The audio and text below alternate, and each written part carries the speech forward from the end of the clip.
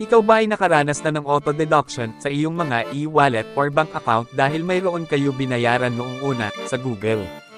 Kaya nababawasan ang laman inyong mga e-wallet or mga bank accounts. At hindi nyo alam kung paano ito mai-delete sa Google. Pwede rin mag-delete sa Play Store.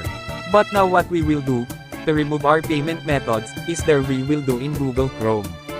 Now, let's start na panuurin ang video na ito to remove or uninstall our payment methods on Google. Kaibigan, kaunting pabor lang po sana sa pamamagitan ng pag-like at pag-subscribe, ito po ay malaking tulong mo sa channel na ito.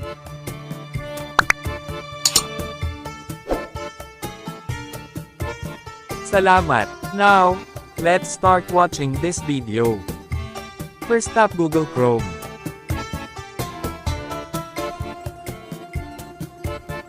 Then, tap natin ang profile icon above right side.